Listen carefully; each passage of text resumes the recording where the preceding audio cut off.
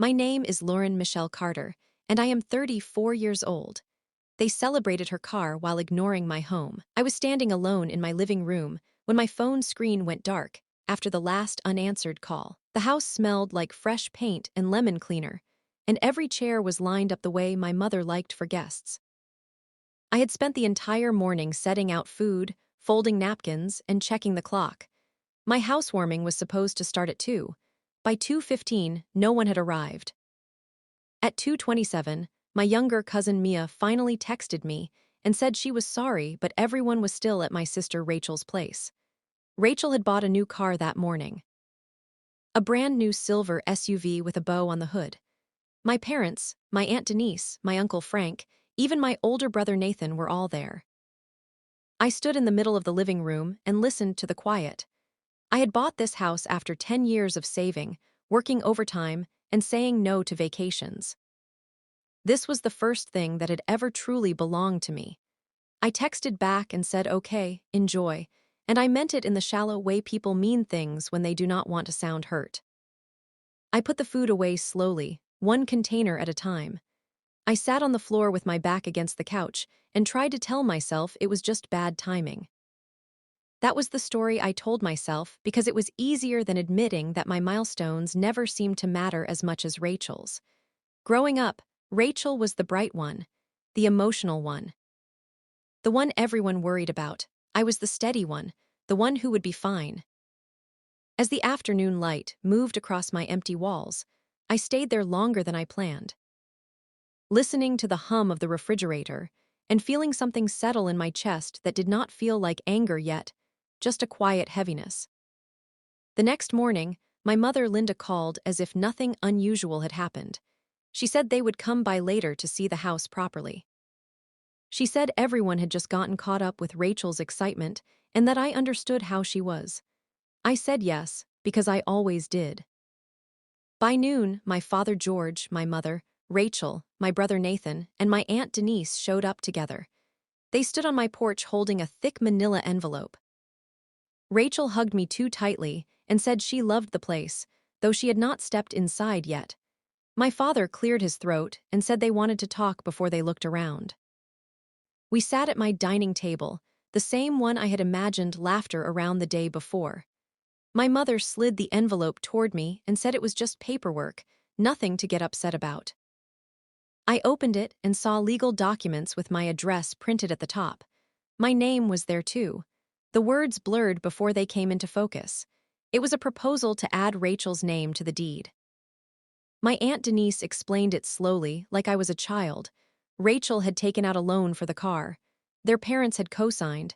If something happened, it could affect them. Adding Rachel to my house would give her security. It was described as temporary, just a safety net. I looked around the table and realized everyone already agreed. Rachel avoided my eyes. Nathan stared at his hands. My mother smiled in that tight way she used when she wanted compliance, not discussion. I felt my throat close, not from shock, but from the sudden clarity that my house was not being seen as my achievement, but as a family resource they could rearrange without asking. I asked why this conversation was happening now, in my home, after they skipped the day meant to celebrate it. My father said timing had nothing to do with it. He said families helped each other. My mother added that I did not have children or a husband, so I was in a better position to help. Rachel finally spoke and said she would never take anything from me, that this was just on paper. I asked if her name would come off when the loan was paid. There was a pause. Aunt Denise said they could talk about that later.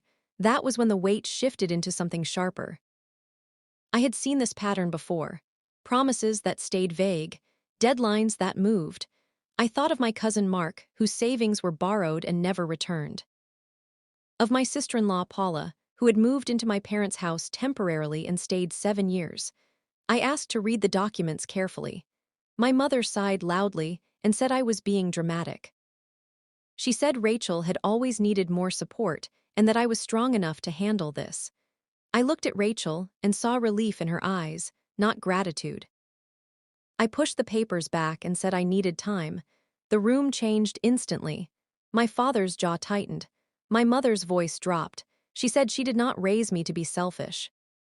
Nathan finally looked up and told me quietly that signing would make everything easier. I realized then that ease for them meant risk for me. The conversation ended with my mother saying they would come back in a few days. After they left, I sat at the same table and stared at the empty chair where Rachel had been. I felt foolish for thinking the housewarming had been about me at all. That evening, I called my friend Carla, who had known me since college. She listened without interrupting, which was something my family never did. When I finished, she asked a simple question. Did I want Rachel on my house deed? I said no without hesitation. Saying it out loud felt like a door closing. Carla told me to protect myself first and not apologize for it. I slept poorly that night, replaying every conversation I had ever had with my parents about responsibility and sacrifice. The next day, my Uncle Frank called and tried a different approach. He said adding Rachel would keep peace in the family. He said houses were just buildings. I asked him if he would put someone else's name on his. He laughed and said that was different. I thanked him for his honesty. Over the next week, messages came in from relatives I barely spoke to. Cousin Lee said I should think about family unity. Aunt Denise said my refusal was hurting my mother. Rachel sent a long message about how scared she was and how I had always been her rock.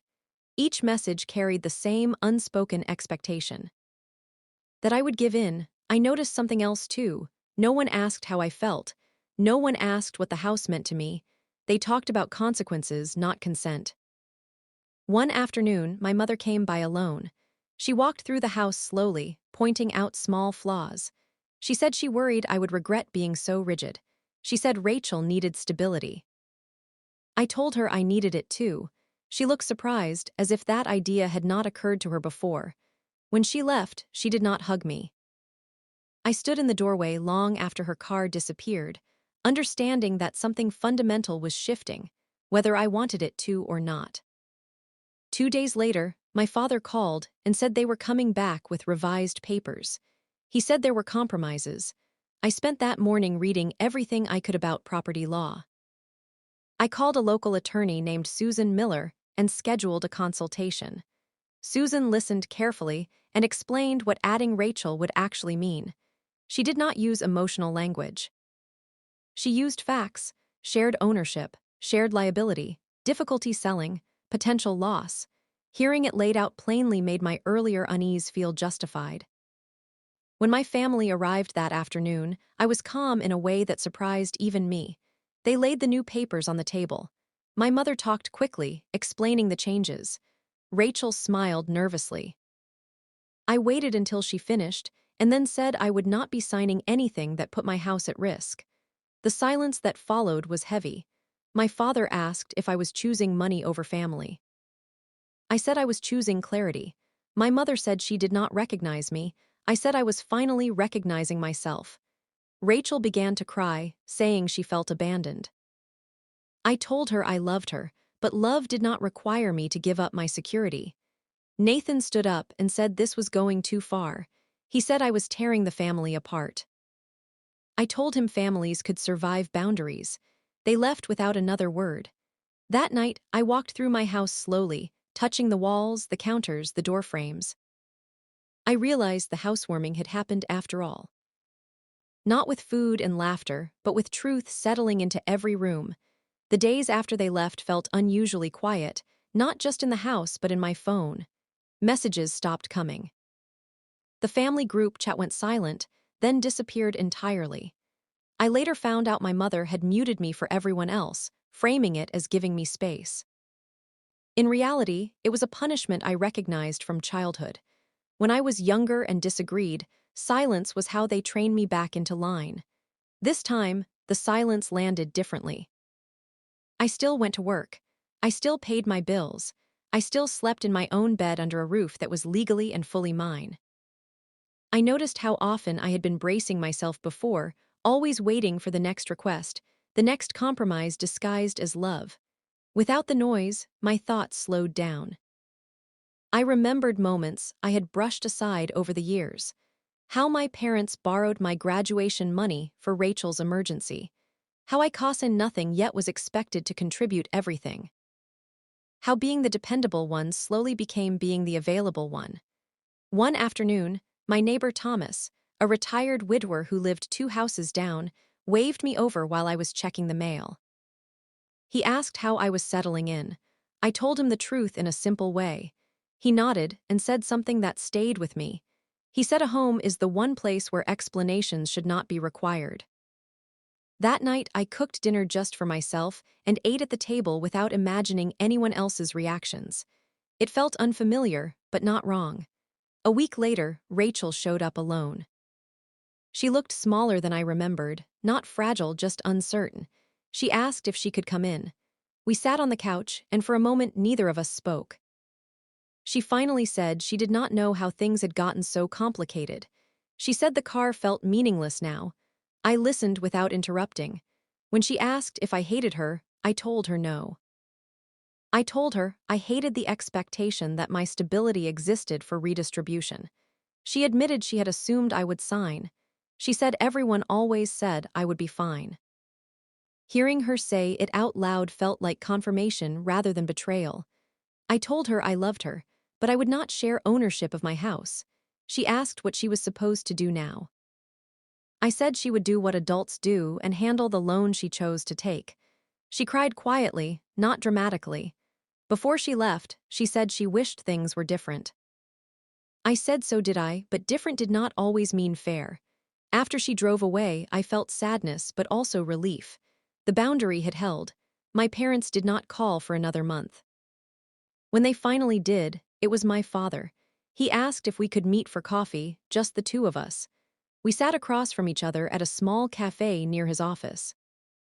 He looked older than I remembered, not weaker, just tired. He said he had not expected me to stand firm. He said my mother was having a hard time accepting it. I told him I understood, but acceptance was not something I could manage for her. He asked if I would ever reconsider. I said no.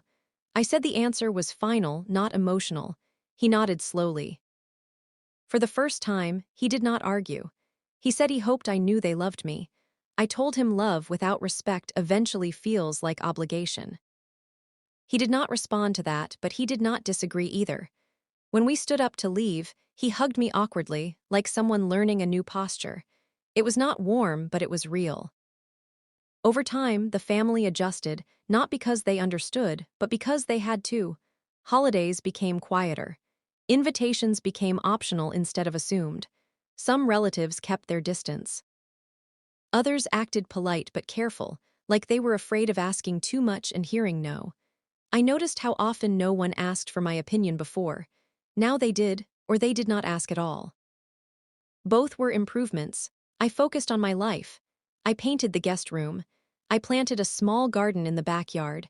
I hosted friends who showed up when they said they would. Carla came over one evening with takeout and said she was proud of me. Hearing it out loud felt strange. I realized I had rarely been told that without a condition attached. One day, I framed my house deed and put it in a drawer, not as a trophy, but as a reminder. 6 months after the housewarming that never happened, my mother came over again. She stood in the doorway like a visitor this time. She said the family dynamic felt different now. She said she worried we were drifting. I told her distance was not always loss. Sometimes it was adjustment. She asked if I regretted my decision. I said no. I said I finally felt at home.